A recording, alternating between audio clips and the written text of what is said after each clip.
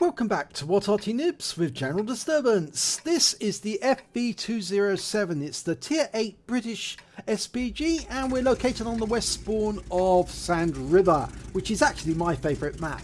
I love it for the dunes, but it's also because it's such a beautiful map. They really went to town with the graphics. It is so beautiful vistas to watch.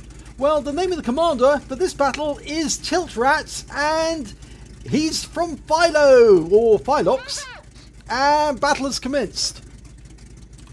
And he's not moving. Wake up, Tiltratt! You're supposed to be fighting!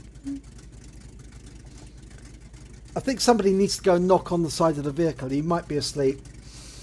Well, he's actually sporting the football camouflage. So he must have done fairly well in the football. And he's just completed his load. He's got 25.31 seconds on the reload. And he's pointing down range, but not woken up yet. Now, something does happen in this battle. I know that. Oh! Gun barrels come to life. He's awake. And we're off. It's a very unusual camouflage, I must admit. It's sort of like in your face, you know?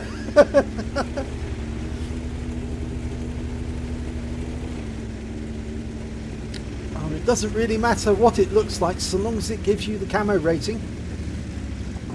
Well, it appears that most of the enemy are actually on the north side of the map. And he's going to shoot from this position on the ramp. And I've seen this done before, actually. And yep, he's gone to overhead view and he's firing at a leopard. Oh, it landed short. He just splashed it and did some stun, but he has picked up some stun assist. Now he's got 48 rounds of ammunition, and if he's got the top gun, and I think he has, it's the 6-inch quick firing gun Mark 5. Okay. And the next target is a T10. That's a Soviet Tier 9 Heavy. Oh, no, he's decided to go for the TVP VTU. That's the Czech Tier 8. Changed his mind again. This time he's going to go for the ISU 152. Oh, no. Changing mind again. Enemy Arty's coming to view. It's an M40, M43, and I think he knows he's been seen. Rounds out. Long way for the shell to fly. Now, I think that M40 may have got away with that, just. But we've got a Striv S1. He's very low hit points, and he's sitting up on top of that rise. And he's still receiving fire. I can see the shells going in. They're striking him. But if he's still there when Tiltratt's shell goes out, he will be toast. Rounds out. And yes, he got him! First kill. I knew once he'd woken up he'd actually be able to do some damage. Oh, we've got a Bat Chat playing with a Wizzy 132. Well, Bat Chat normally comes off well in those fights because he's got a magazine. But just look at this line of tanks here. A couple of E100s and an AMX 65-ton. The ugly duck tank, you might say. It's not the duck tank, but it's certainly very, very ugly. Okay, and that round hit target, so he definitely got some damage there. And there's that ISU 152 again. Okay, he's going to go for the Centurion 7-1. He's dialed in, but he's got to wait for the reload to complete. Almost ready to go. Oh, he's changed his mind, going for the ISU 152 again. Rounds out. Direct hit. 282 hit points this time. And the 152's gone down, so it was worthwhile. It looks like in the meantime the Centurion got killed. Now, bit of a lull. There are some targets that we can see on the battlefield, the E100, but he's not going for them just yet.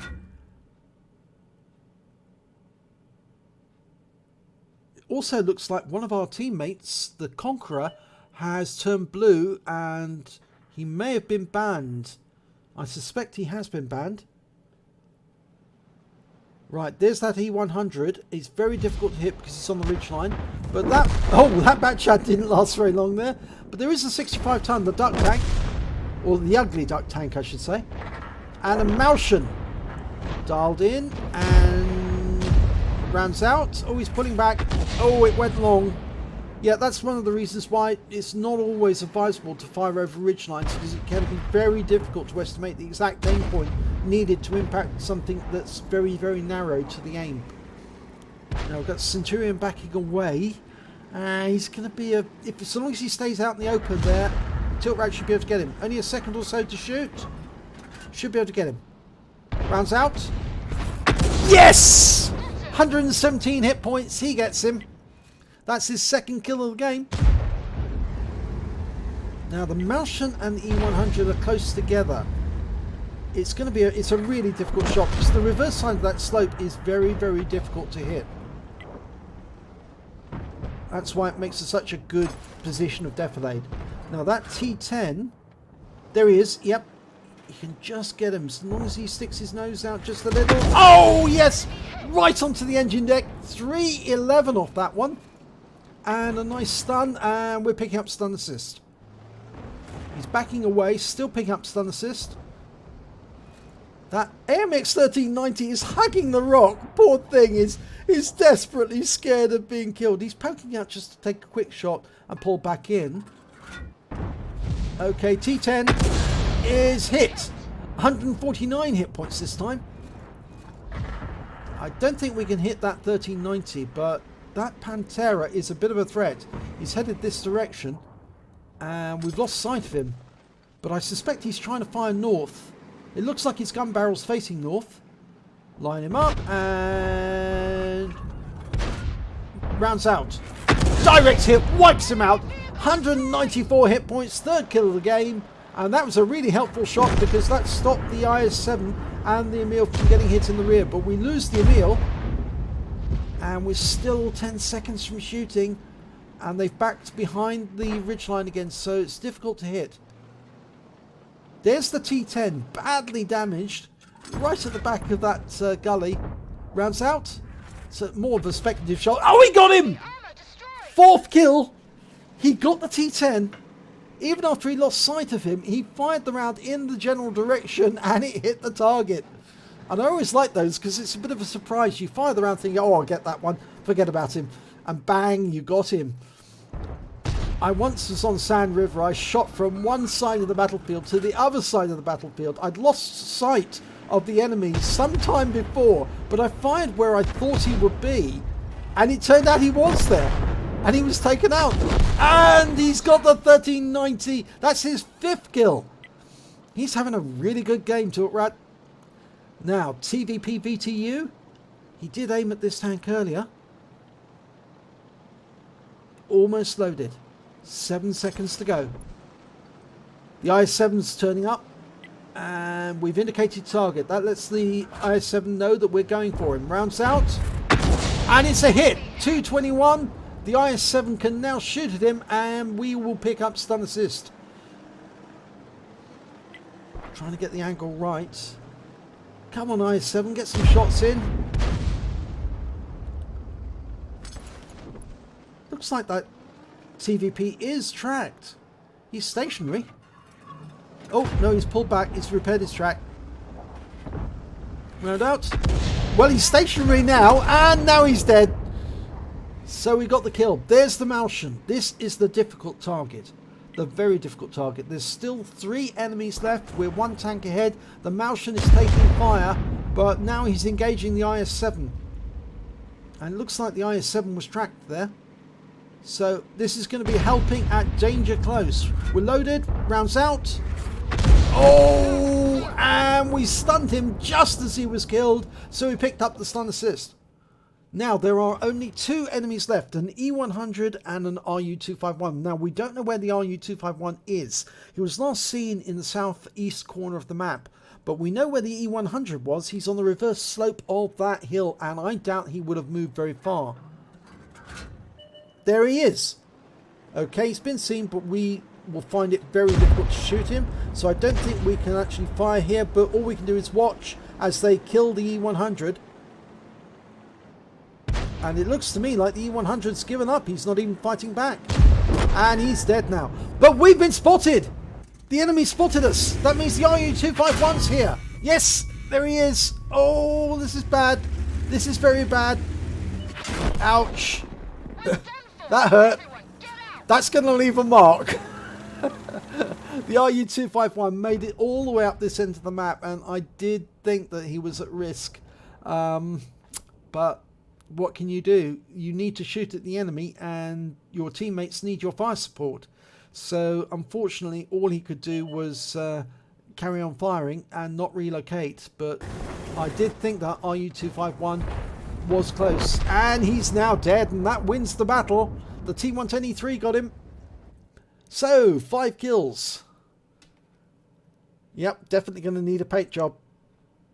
Okay, and look at the end battle results. He picked up an ace tanker during that battle, but best of all, he actually picked up a Reaper. He managed to kill 3 tanks in a row with a single shot each. So 3 consecutive kills, and he also picked up a fighter badge for getting at least 4 kills. He got 5, and a bruiser medal for getting at least 5 critical hits. He got 14. So good battle by tiltratt, and he got a win 8 of 2949. That was a very good round. So let's have a look at the team scores. Well, he got the highest damage. No, he didn't get the highest damage. Highest damage went to the IS-7. He did 2,649 hit points. He picked up the cool-headed and the steel wall. He didn't get the highest damage overall, though. That went to the Malshan on the enemy team. He got 2,795 hit points, but he didn't pick up the high caliber, so that sort of suggests that it's either not 20% of the enemy hit points, or he might have done some team damage. No, he didn't do team damage, so it was definitely the hit points that he wasn't high on. So, tiltratt managed to do 2,018 hit points of damage there. And he also picked up the highest number of kills, 5. And he picked up the highest base XP, 1,123 off that battle. He fired 15 rounds, got 7 direct hits, 7 penetration, 6 splash. Damage of 2,018 hit points, all at more than 300 meters. He received 2 hits from the RU-251 and both penetrated because the armor on the FV207 is fairly weak, and of course those shells are going to go straight through.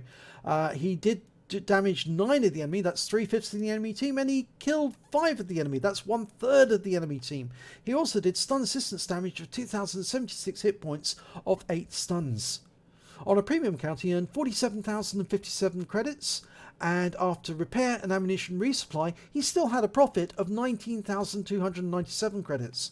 He earned 1,684 XP for the battle, times 4 for the first victory of the day, so he took away 6,738 experience points altogether. So a pretty good battle overall, but it's nice to see an ace tanker, a Reaper, fighter, bruiser. It shows that you've been working hard. No other medals, but I suspect the reason for that obviously is he got so many kills that's why he didn't get any Confederate, because he was actually killing some of the tanks himself rather than leaving them to his teammates. But he did get some nice kills there, and of course the Reaper is worth it because being able to take out tanks consecutively really does take some doing.